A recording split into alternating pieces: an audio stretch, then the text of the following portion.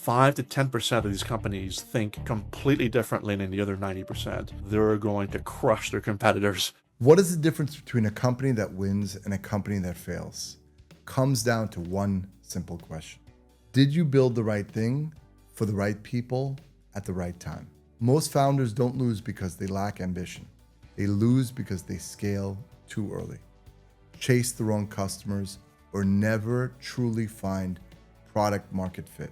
On this episode of Common Denominator, I sit down with Nicolas Darveau-Garneau, better known as Nick, a French-Canadian entrepreneur, investor, former startup founder, and one of Google's most influential voices during his decade plus at the company.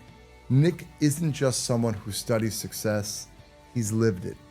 He's founded 4 companies, invested in over 25, and as Google's Chief Evangelist, he advised more than 1,000 companies, helping them understand what the best in the world do differently.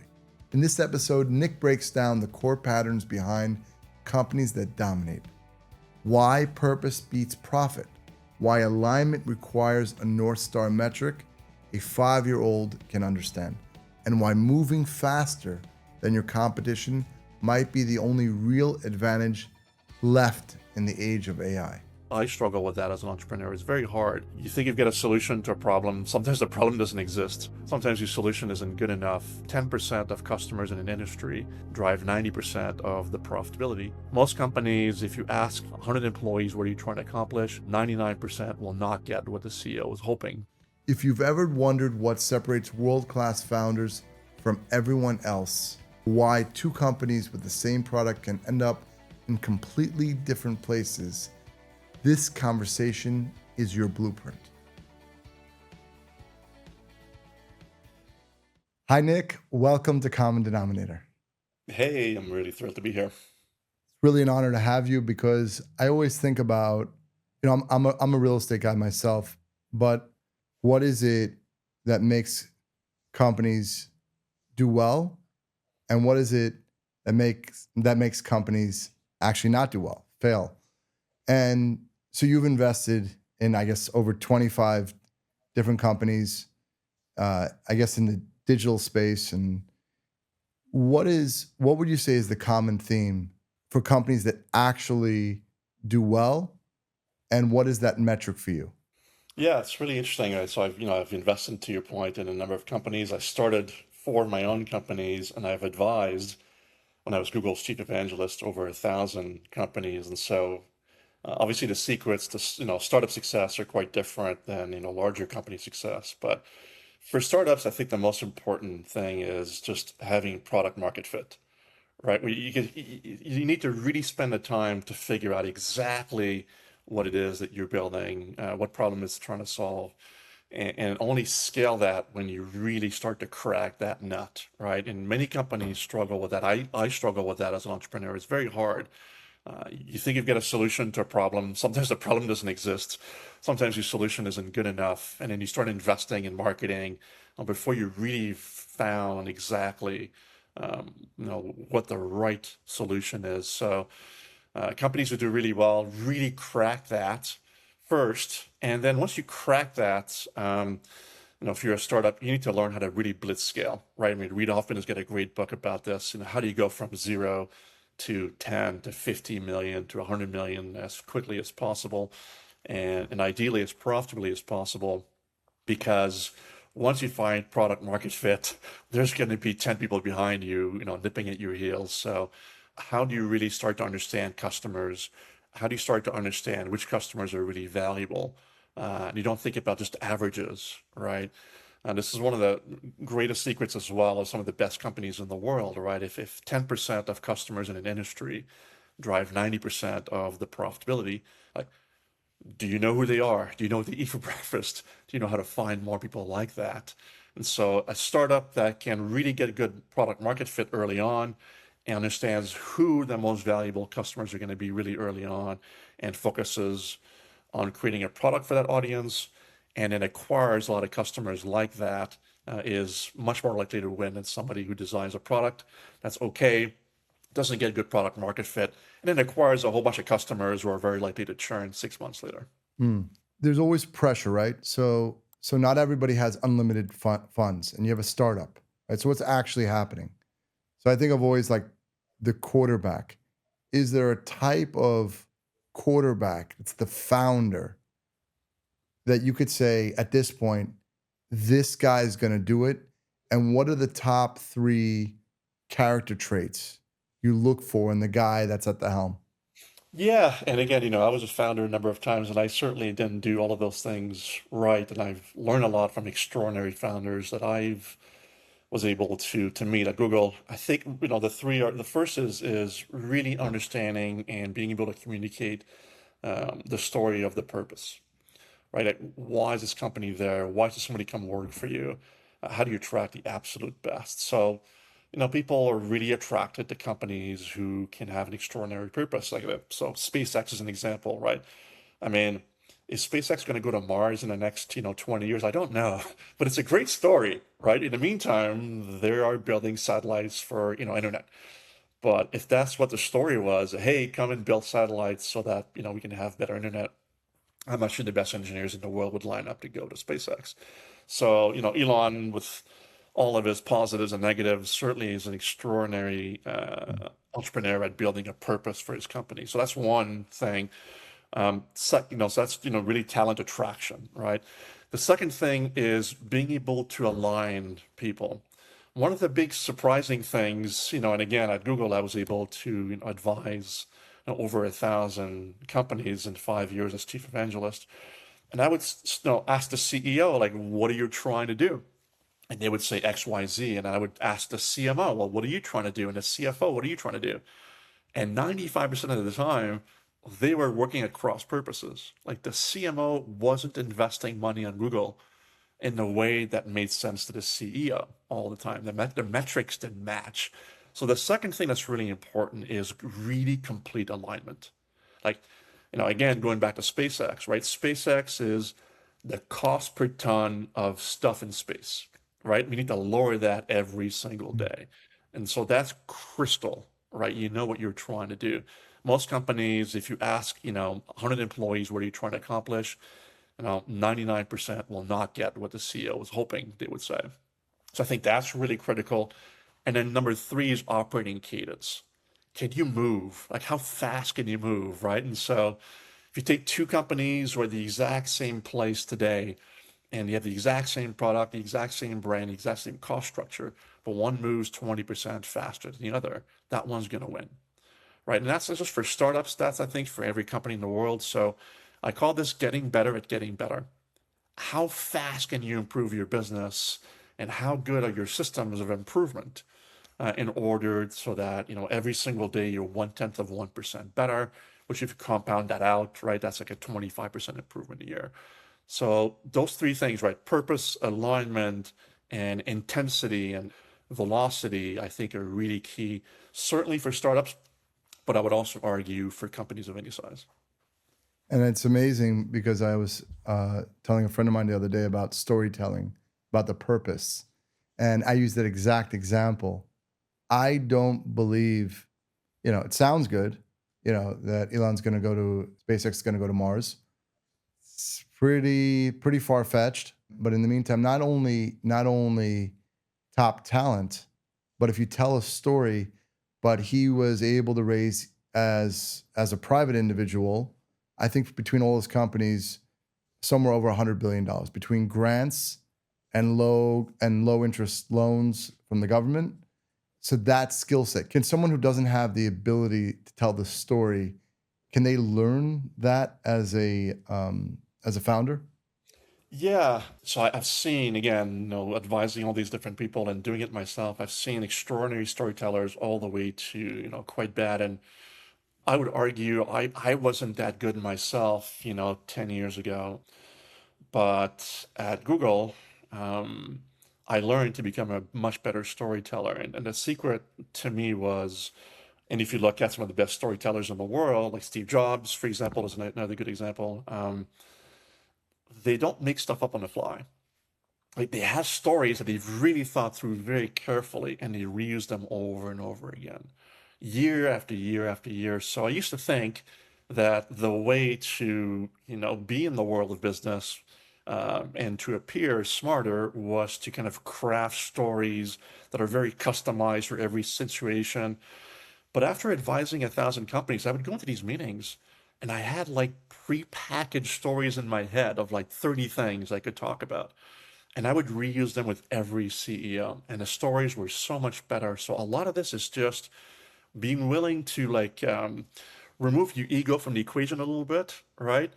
And really practice the same stories over and then improve them by 1% every day. Like, hey, I told this story to CEO. It didn't go over that well today. What did I miss? How can I make my story better? So I would have these Lego blocks, like kind of 30 to 40 Lego blocks of stories that I could insert into almost any CEO conversation. I'm doing it right now.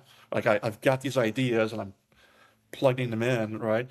And so the idea is to try to create these narratives that really resonate well and to reuse them over and over again. And so part of the book I wrote, Be a Sequoia, Not a Bonsai, is a number of these stories, of these narratives of CEOs and companies doing extraordinary things that any company can emulate. So yes, you can absolutely go from being a mediocre storyteller like I was to I'm not a world-class storyteller, but you can improve a lot every single day by reminding yourself it's not about appearing smart, it's about communicating well and then reusing the same stories over and over. I also find you got to have a tremendous vision that encompasses everyone else, all your other employees that are working for you, all of their wishes and goals for their life, right? That's something that I realize. So it has to be a grand, a grand vision to be able to do Yeah, that. and it's a good point because well, early on when I met these CEOs, I would focus a lot on business. Hey, if you come and talk to me for an hour, I can improve your profitability, and there's nothing wrong with that. But CEOs actually think bigger than that, and so a lot of the hook was cultural, right? A lot of the hook on why they would come and talk to us and how we can help them at Google was about creating a much better customer experience, for example. That's much more aspirational, or how to create a much better employee experience. So having something that's beyond profitability, I think was really, really important. So often we went, through the numbers and hey, you're investing $100 million in marketing with Google. Here's how you can do better. So I'll give you an example. I was fortunate to advise St. Jude's Children's Hospital over the years at Google, and I mean it's a children's cancer hospital in Memphis, Tennessee, right? Why do we know it so well? Why is it, that it's fundraising to the tune of $2.5 billion a year? It's been growing every quarter for, many, many years. And why is it that they're raising money from 80 countries? And it's in Memphis. Like most hospitals would only raise money from Memphis, right? And so they've been able to craft a message that resonates worldwide.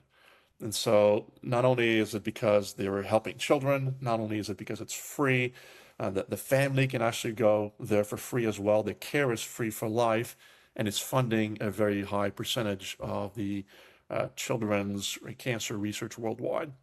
Now that's a purpose, right? It's a lot. Hey, listen, having a children's cancer hospital is an amazing purpose to start with. But as you extend that to, we are here to eradicate children's cancer worldwide. And so now St. Jude's does extraordinary things like, I mean, we helped them do a lot more fundraising. Within a year, they were raising 46% more money. The book explains how they did that. But now they're so selfless that they're explaining how to do this to other charities, right? They've built a class on how to raise money using digital marketing. So like the brand that they've created, the purpose they've created is much wider. The aperture is broader than just we're a children's hospital. The job to be done, is not treating only the kids that we see in Memphis, but the job to be done is to eradicate childhood cancer worldwide. And that when you have that kind of aperture that gets wide open, Hmm. I think this is when you can accomplish extraordinary things and tell amazing stories. As you mentioned, that's an interesting title, Chief Evangelist Officer, right? What does that title encompass? Like, what was your kind of day to day, and how long were you there at Google? Yeah, I was at Google for almost 11 years, and that job, Chief Evangelist, I had for 5 years. And What it was Google being very generous to its customers and building a team of 65 people to advise them for free, right? And so we would get CEOs and their teams coming into Mountain View and spend a whole day with us in what we call the Partnerplex, which is an amazing building Google has built for its largest customers and partners. And so imagine 20 to 30 people coming into Mountain View. I would spend an hour with them to start the day typically to talk about large strategy, right, with the CEO and the rest of the team. Then it would have different topics. They would talk about, building a brand. It would talk about building an amazing customer experience. It would talk about AI, digital transformation, and so on. And it was all free. The day was free. And so me and my team would sit down with every one of these CEOs and try to understand what they were aspiring to do. And we would advise them on what Google can do to help them. Of course, Google typically would be more successful by doing this. But the beauty of this is that, almost all the time, Google's incentives and the client's incentives were fully aligned, right? Google would make more money if the client was more successful and vice versa. So it was an amazing job, got to meet extraordinary CEOs. And what the book talks about is, after meeting 1,000 CEOs and 1,000 companies, 5 to 10% of these companies think completely differently than the other 90%. And they have these 7 things they do that even if the product was the same, the price was the same, right? There was no difference. These 7 things they do are so powerful that they're going to crush their competitors because of the way they think. And it's typically the way the CEO thinks that really makes a difference. You talked also before about alignment was a second prong from a founder. I remember Steve Jobs was saying that the greatest thing that he ever did was build a great team. And I think about alignment within myself as the CEO of my company within real estate, but then to get other people aligned, what's an effective way to be able to get that done? Because obviously if you can get alignment, that just compounds tremendously. Yeah, ideally, the easiest way is to have one North Star metric, right? YouTube, for example, watch time. There's other things that YouTube has dashboards of everything, right? You can imagine all sorts of metrics. But if you work at YouTube and you're asked, like, what are you trying to do? I'm trying to increase overall watch time, right? SpaceX, I'm trying to decrease the dollars per ton to send stuff up in space. I work at Shopify. The number of merchants we have is our core metric. So ideally, you can land on one dashboard with one metric that is really simple. And it's not profitability, right? It's some kind of operating metric that people feel they can touch. Profit is like, downstream from the operating metrics, right? So this is like a metric that is ahead of profitability, that if you move this metric, profits will come later. So that's the ideal situation. Not every company can do it this way. Some companies are a little bit too complex, but it's actually an extraordinary skill to be able to take a very complex company and narrow down to one thing. And that thing can change over time. It should change over time. But just introducing a second variable, you'll lose like 80% of the effectiveness. And the third variable, then it's just game over. So the best companies in the world have these dashboards that a 5-year-old can understand, right? And so if you can't understand the dashboard, the odds of alignment are nearly zero. So that's 1.1. Point 2 is the metric has to be good, right? You really have to think it through very, very, very carefully, because if it's not the right metric, like another example is a mid-size regional car dealership called Asbury Automotive out of Atlanta, right? There's all sorts of metrics you can have if you're the CEO of a car dealership, right? Sales and how is our department how is our servicing department doing, and so on and so forth. But new CEO came in, looked at everything and said, look, we have terrible reviews on Yelp and terrible reviews on Google. And when the reviews are better, we do better. So our KPI is Google reviews. That's it, right? And you can imagine, by the way, the cultural shock that entailed, and trying to convince, somebody who's, selling used cars to care most about Google reviews. And so the CEO had to do a lot of things culturally to make those changes, but that's crystal clear. And so now that company, by the way, has completely outperformed the other dealerships. They were the first company in the world, to my knowledge, to sell cars online. Like they just transformed everything. They're now one of the most respected companies in the country, from being one that was not at all, right? That had terrible Google reviews. All that because the CEO created one simple metric: Google reviews. You can track them. It's clear what it is. You can see the improvement in real time, right? It's not something you have to wait 3 months to see. He was able to convince everybody to come on board with that. They all get aligned on it. And now these reviews have improved significantly. And so, and I'll give you an example of what they did, which at first they were doing simple things like you put a big pink bow on a car and the reviews go up a little bit, right? They didn't wait for like perfect data and perfect this and perfect that. They just made small changes every day to improve things. So put a big bow in a car, and then you look at the reviews and they're like, hey, look, people are really complaining about, our service bay. Like you come in for an oil change, and next thing you know, we recommend $500 worth of fixes. So people don't always trust the recommendations. So how do you make that better? They had a hypothesis that if the customer was able to see what was under the car, they would feel better about saying yes to the recommendations the mechanic had. So they didn't do anything fancy. They had one mechanic take their iPhone and film the other side of the car. Say, hey, look, your disc brakes don't look that good. This doesn't look that good. This doesn't look that good. And before any changes were made, the mechanic kind of emailed this video to the customer. The customer watched the video and said, yeah, okay, I'm with you. And Right. so next thing you know, like the number of customers saying yes to these to these repairs went up a lot, right? So profits went up, and the customers were significantly happier. So the Google reviews went up, and it didn't cost them anything to test this idea, right? So really easy to test. Mm. Once they proved that the idea was working, they built an app to make this a lot easier, and they invested some money to make this better. Then they train all the mechanics and so on and so forth. But the original idea was simple to test, was inexpensive.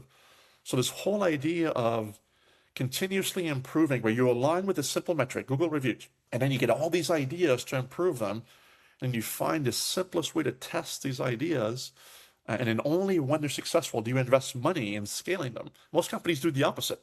I had this idea, I think this program's gonna be great. Let's put 50 million bucks to build this new piece of software, and then it just doesn't work because there was no proof that it was going to work in the first place. Mm. And so, the best way to align is to create one simple metric that a 5-year-old can understand. My grandfather used to say the clarity comes from the guy that could put the idea in the back of a napkin. You just make it the simple things, and then to the math. I see a lot of people, in business, it's just money comes in, money goes out, and there's profit. And I love the idea that you mentioned, like a 5-year-old would understand. That's really what it is. But people get intimidated, all these spreadsheets. You have to be able to make it simple, like the KISS method, right? Keep it simple, stupid, Yeah. because you have to get that everybody to buy in. And if you have a big company, it's not just 100 people, it's 1,000, 10,000 people, right? Then that was also an interesting point. It's like you come up with a second idea, you lose most people, right? People can't help themselves.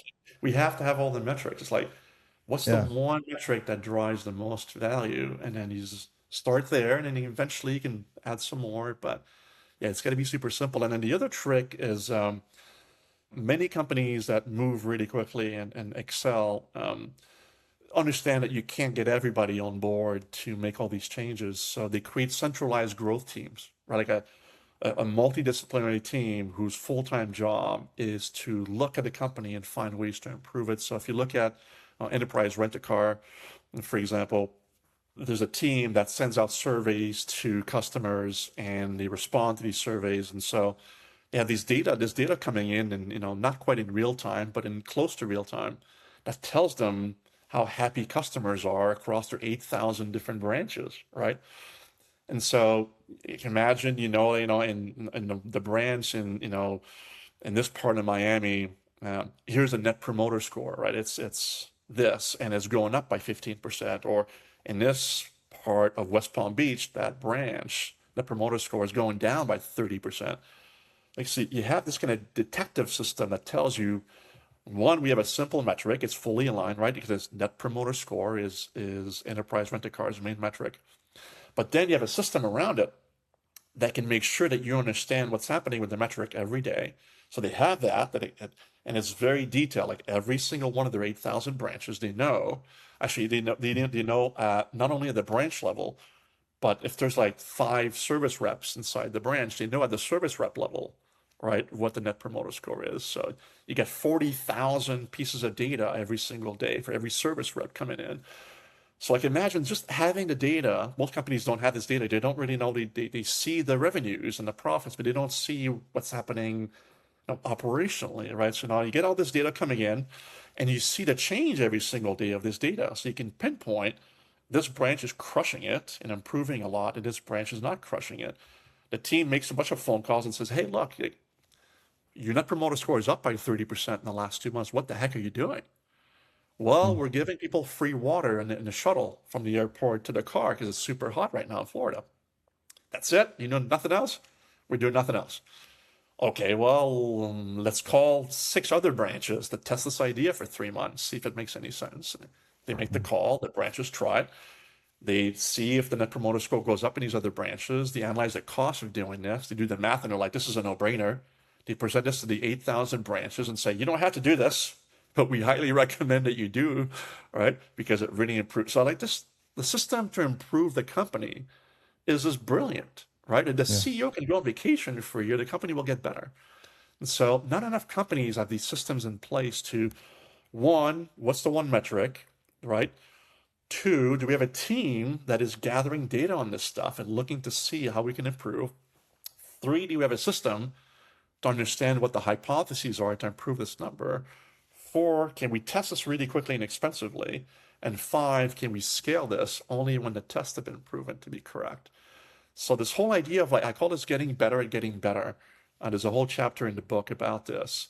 Ultimately, by the way, I think this is in the age of AI, one could argue this is maybe the only sustainable competitive advantage, right? I mean, it's going to get a lot easier to copy things that others are doing, but if you can move faster than somebody else, that's really hard to copy. I don't think, you know, I mean, I got quite a bit of SpaceX stock, quite a while ago.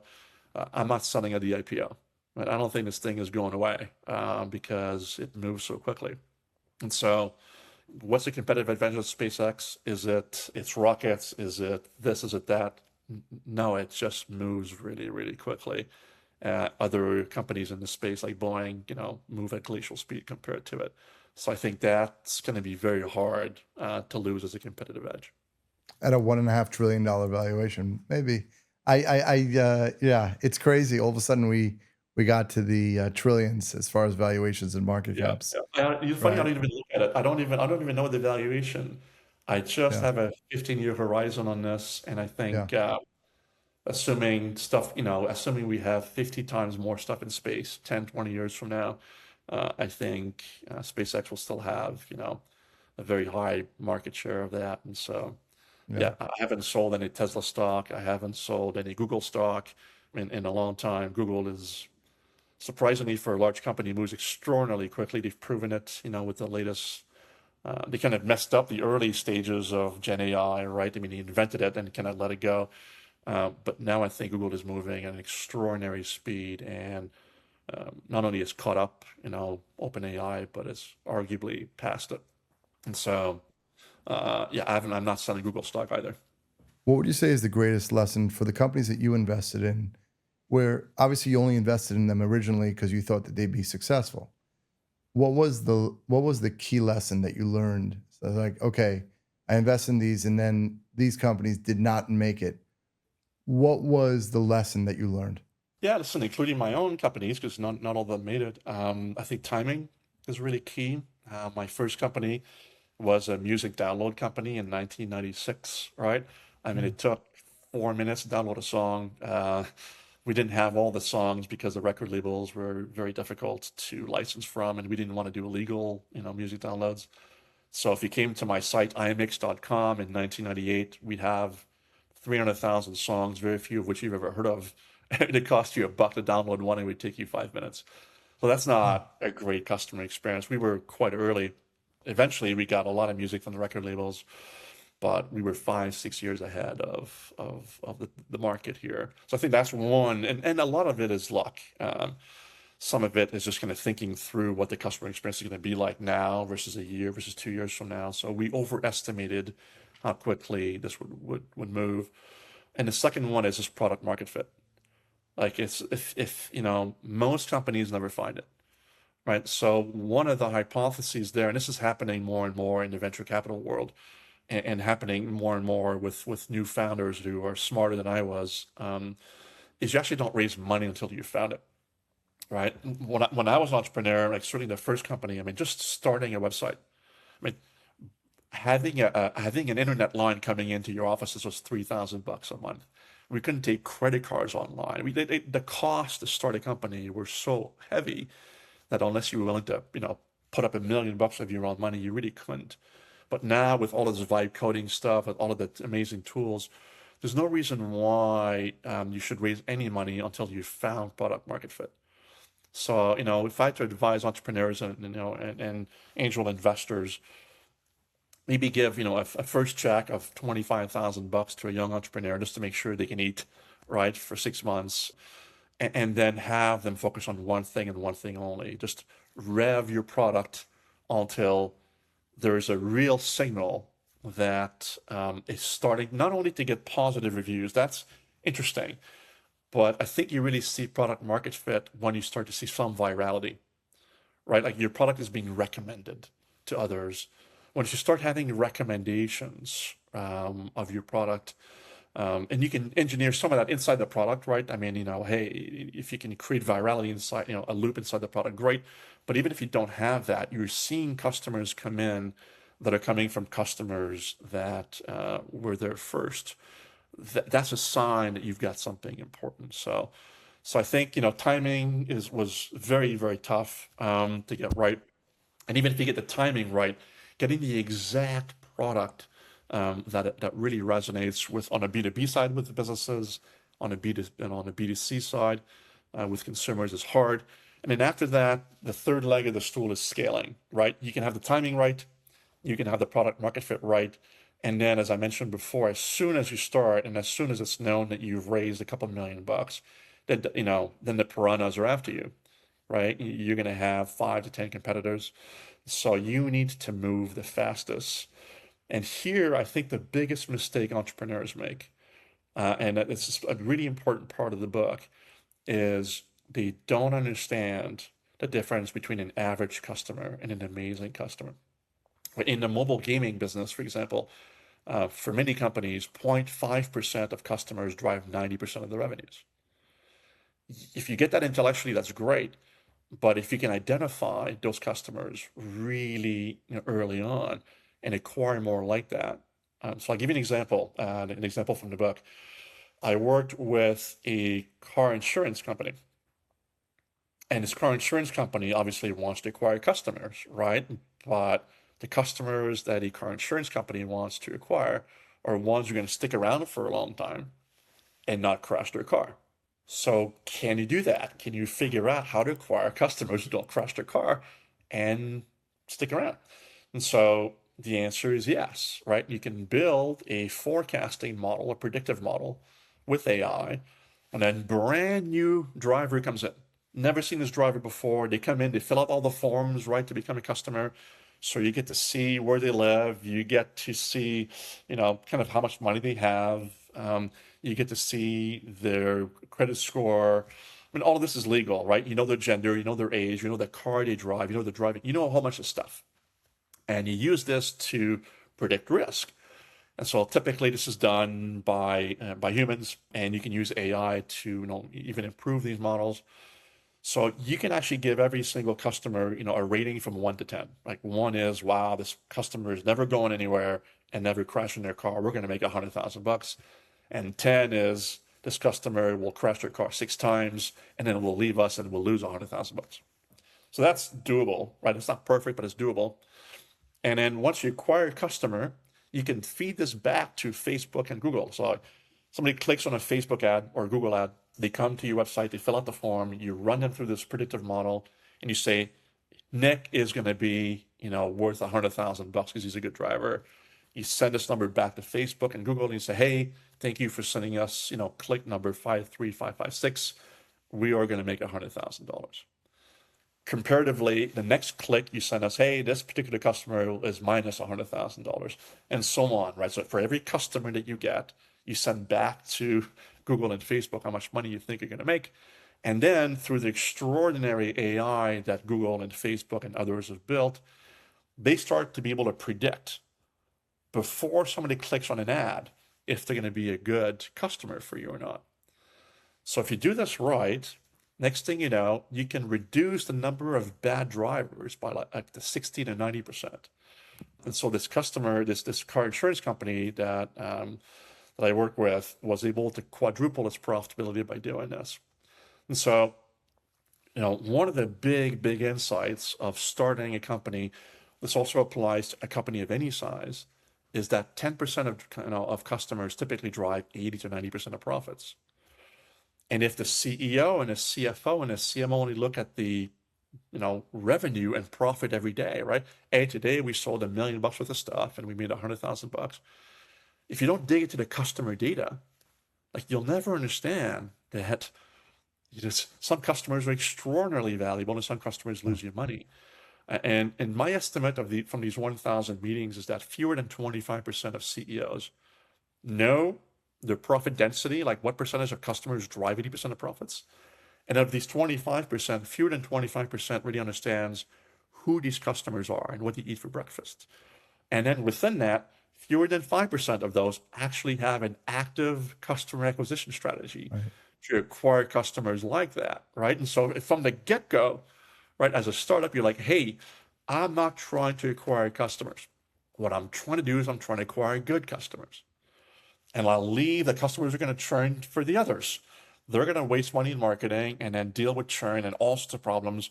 I'm going to get the customers who stay with me for 10 years. So if you combine these three things, right, the timing is right, the product market fit is right, and you from the get-go understand the best customers and focus on acquiring those, you are going to very likely win because nobody's doing all three. It's very hard to do all three. Amazon, when it launched, did all three, right? I mean, why did Amazon launch with books? Now, Jeff Bezos, suggests nowadays that, this is not the case, but according to some other sources, he did say this, early on in 1994. He said, hey, look, why am I launching with books? It doesn't make that much sense, right? Books are expensive to ship. Why would you launch with books as your first category if you're in e-commerce?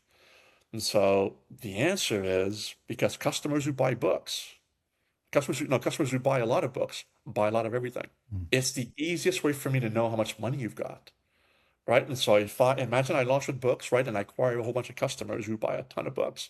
When I introduced music, which was Amazon's second category, then next thing you know, like I'm going to sell a lot of music. If you look at the opposite, so there was a company called CD Now, which Amazon ended up buying, which launched with music. And back then in 1994, people who bought music were younger people who didn't have as much money. It's not as much the case today, but back then. So CD Now sold a whole bunch of music, right? Probably as much music as Amazon sold books. But their database had a bunch of customers who didn't have that much money, whereas Amazon's database had a bunch of customers who had a bunch of money. Who would you rather be, right? And so from the beginning, Amazon was thinking about the long game, whereas CD Now is thinking about the short game. And what would you say is the common denominator now where it's like kind of the X factor for you after all this experience that you say, you know what, I'm going to invest my own dollars into this startup? What is that character trait? What is that thing for you at this point? Yeah, I mean, obviously the most important thing is the CEO, right, and the team. And so the CEO, listen, I mean, I've been a startup CEO and it's very tough. And so there's a number of things that really matter. So first you have to vet the idea, right? Do I believe in the idea? Is it big enough? And is the timing right? And so on and so forth. And that's the idea is bad, you're out, right? But then it's really spending a huge amount of time with the founding team and looking for, green flags and red flags. And some of the green flags are, a lot of discussion around product market fit, right, and customers. And so if a CEO is, yes, they're technical, right? Yes, they understand, how to build an app or so on and so forth. But if they keep going back to customers, and not just the average customer, the best customers, that's a really big green flag. And I think to the point you made earlier, an ability to tell stories, selling, right? Can you sell? And that is pretty evident from a sales pitch to raise money. So if the sales pitch is like amazing, that suggests a lot, right? This CEO or this team can sell. And a red flag, a red flag would be the opposite, which is, hey, I'm a technical founder, like I'm not really into sales. It's like, no, no, no, no, you don't Mm. understand. You're the CEO, you're the chief salesperson, right? So I think that's really, really important as well. So customer focused, ability to sell ice cream to Eskimos, right? And then ability to just really build an amazing team around them. So what is the purpose? Why are we here? How are you going to get the best in the world to come and join? And look, very few founders can do all this. So it's okay to, I mean, I certainly couldn't do all of these things, right? Yeah. So it's okay to have, 2 out of 3 or 3 out of 4. But sometimes there are like there's some big X's, right? If you have dinner with a founder and you don't enjoy the dinner and the person's not, you don't want to have another beer with them, that's, enough to disqualify, I think, somebody from an investment. If somebody is talking negative about other people, just like this kind of character and ethics obviously are important. If somebody can articulate the purpose of the business and why they want to do this, beyond making money, I think that's disqualifying as well. I suffered from that myself. One of the companies I built, you know, was mainly for me to make money and my team to make money. And I hadn't thought through the purpose enough. It wasn't solely to make money, but I wasn't passionate about it. I guess the only one where I wasn't passionate about. And my performance suffered from that significantly. And so I've learned a lesson the hard way, where you can't go through the bumps of being an entrepreneur if the main, maybe not the only, but the main purpose is to build wealth. And so all these things I think are disqualifying. But in the end, you're looking for somebody who is able to rally people around them through amazing stories, through amazing purpose, and can really create simple messages and then can really motivate people to move quickly. Well, Nick, I really appreciate it. It's been greatly informative. Your clarity is really great, and wish you the best of luck with your book and everything else. And thank you so much. Really Hey, appreciate I it. really, really loved it. It was my great pleasure, and thanks so much. Thank you. Thank you for tuning in. If you're enjoying Common Denominator, make sure to hit like, comment, and subscribe so you never miss an episode. Leave a review and share the podcast with a friend for more stories that inspire, challenge, and connect us all. We appreciate you listening.